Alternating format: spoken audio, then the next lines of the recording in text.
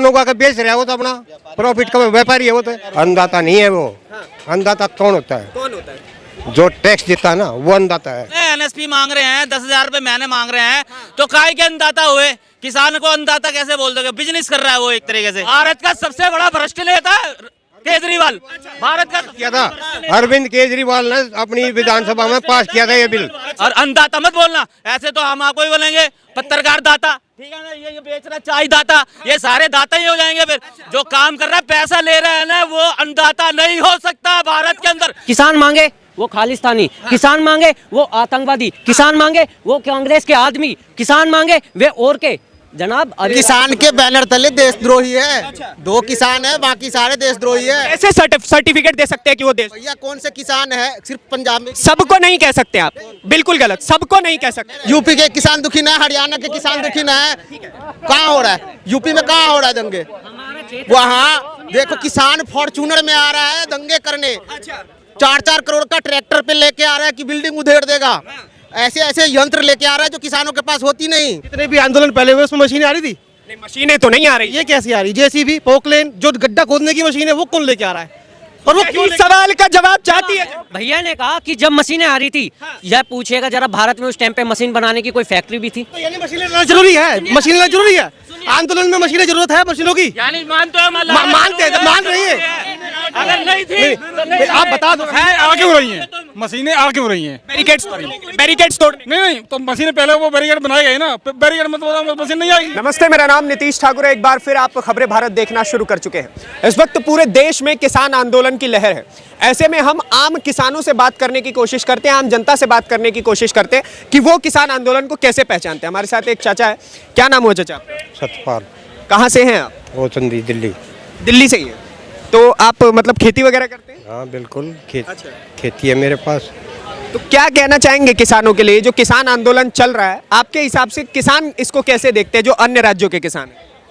अन्य राज्यों के किसान इसको गलत देखते हैं, गलत हो रहा है ये। कोई चीज़ इनकी मांग मानने वाली है नहीं, ना ही ये ऐसी मांग रख रहे हैं जो गवर्नमेंट इनको माने। सरकार के वैसे ऊपर दबाव बनाना है, या तो इलेक्शन लगा लो, या भाई ये मोदी सरकार लगा लो। अगर और कोई सरकार होती तो अब तक इनको लठ मार के, गोली मार के भगा देती। अच्छा। हाँ ये तो मोदी सरकार है जो इनको इतना ढंग से इनको संभाल के रख रही है। नहीं, लेकिन वो तो फिर भी कह रहे हैं कि हमारे ऊपर गोलियां चलवा रहे हैं, रबड़ की गोलियां चलवा रहे हैं, रोकने का कोशिश कर रहे हैं हम लोग। क्यों आप क्यों जा रहे हो वहाँ? जब गोलियां चल रही है वहाँ तो क्यों गए थे? किस लिए गए थे? क्या मांगने गए थे आप? एमएसपी मांग रहे हैं। एमएसपी लागू कर दी तो तेरा लड़का क्या खाएगा? तू तक एमएसपी लेगा, हो जाएगा नफराम, हो जाएगा। तू तो दूर। अगर एमएसपी मिल गई, खेत बेच दिए, एमएसपी मिल गई, अरे तू तो खा कर हो जाएगा उसको, उस पैसे को। लेकिन जो आने वाली औलाद है तेरी, वो क्या खाएगी? वो तो खाएगी, वो भूखी रहेगी, वो भूखी मरेगी। भाई भूखी मरेगी। 300 रुपये किलो अनाज हो जाएगा, आटा क्या भाव मिलेगा? सही बात है। आम पब्लिक को आटा क्या भाव मिलेगा? अब मेरी ज़मीन बिक गई, तो मेरी ज़मीन बिक गई, मेरे को ज़मीन कहीं नहीं मिली, तो मैं क्या करूँगा? तो मतलब आप एमएसपी की मांग कर ही नहीं? बिल्कुल नहीं, बिल्कुल गलत नाजायज़ मांग है एमएसपी की। पिछले बार के किसान आंदोलन में आपका सहयोग था, वो तो पिछले बार भी कह रहे थे। मेरा उसमें भी नहीं था, उसमें भी सहयोग नहीं था, उसको भी हम गलत बता रहे थे। ऐसा क्यों? क्योंकि मांग होती है कोई जायज़ मानने वाली, जिस पर सरकार झुक भी सकती है। और ये 3 जो काले कानून बता रहे हैं ना, ये 3 काले कानून नहीं थे, किसान के हित के कानून थे, किसान के हित के कानून। हाँ, लेकिन वो कहते हैं ना भाई एक आदमी, वो मतलब ये भारत में ये होता है, एक आदमी ने ये कह दिया वो बैठा, तो जितने यहाँ खड़े होंगे ना सब ये कहने लग जाएंगे वो बैठा, चाहे वहाँ कुछ भी नहीं हो। ये है भेड़ चाल है, भेड़ चाल पे चल रहे हैं बाकी सभी। बस। और एक बात बताइए, उनके ऊपर इल्जाम लगते हैं कि वो लोग खालिस्तान की मांग कर रहे हैं खड़े होकर के, कैसे देखा? मिल जाएगा, मिल जाएगा ऐसे खालिस्तान कैसे भी नहीं मिलेगा। अच्छा। और इस गवर्नमेंट में तो मिलेगा नहीं। क्यों? ऐसा क्यों? ये भाई साहब हमारे देश के हित की गवर्नमेंट है। अच्छा। हमारे देश के बारे में सोचती है, युवाओं के बारे में सोचती है, किसान के बारे में कितना सोचती है। आज तक किसी ने किया था? 2000 रुपये हर चौथे महीने देगी, 6000 रुपये किसान को दे रहे हैं साल में। किस लिए दे रहे हैं?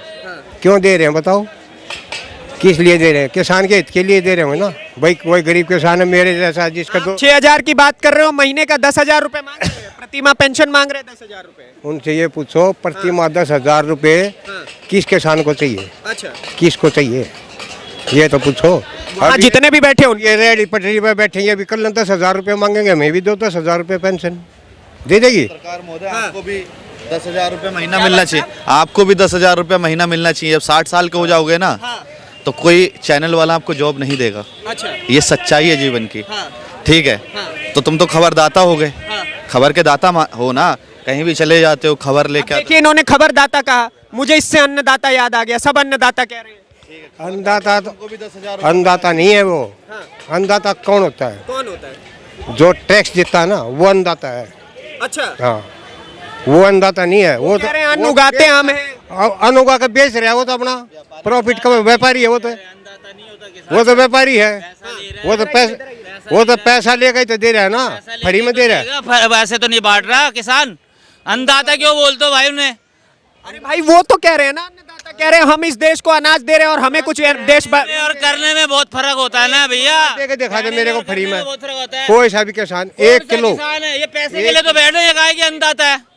ये जो इतना कर रहे हैं ये पैसे के लिए तो बोल रहे हैं ना। एनएसपी मांग रहे हैं, 10,000 रुपए महीने मांग रहे हैं, तो काय के अन्नदाता हुए? किसान को अन्नदाता कैसे बोल दोगे? बिजनेस कर रहा है वो एक तरीके से। और नहीं तो बिजनेस कर रहा है, कहीं फसल उगाता है, पैसे लेता है, और क्या। यही तो दिक्कत है। आप लोग इसे राजनीतिक आंदोलन कह दे रहे हो, वो लोग कह रहे हैं कि राजनीतिक आंदोलन नहीं है, हमारे हक की मांगे हैं। हक की मांग नहीं है कोई भी। ये बेहक है। और ना तो ये किसान है, ये बड़े बड़े आड़ती हैं जो इतने मोटे मोटे रकमें लेते हैं और किसान की फसलें लेके बेच के आगे उनको गरीब आदमी को गरीब किसान को थोड़ा पैसा देके उनकी फसलें आगे ज्यादा बेचते हैं पैसे।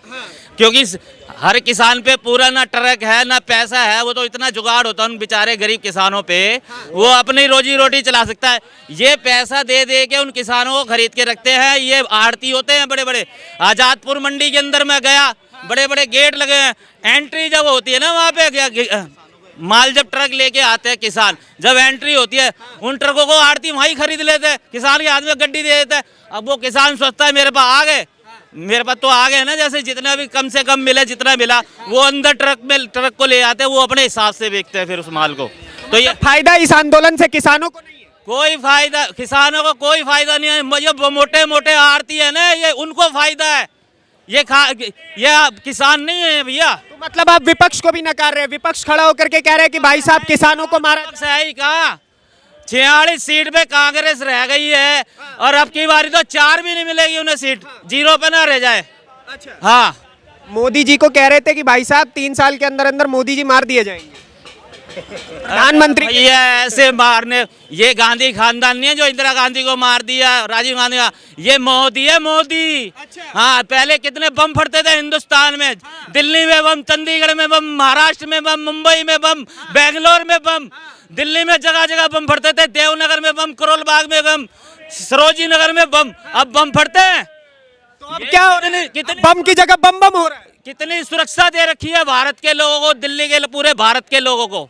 आप सुरक्षा की बात कह रहे, किसान कहाँ सुरक्षित है? परसों किसान का एक बेटा मारा गया। अरे भैया, जब तुम जबरदस्ती का इतने मोटर, इतनी बड़ी बड़ी गाड़ियां, इतने बड़े पंखे लगा के और वो पूरी बस को पूरा वो बना के एसी लगा के आराम से बैठे हैं, गद्दे लगे हुए हैं, लेटे हुए हैं आराम से।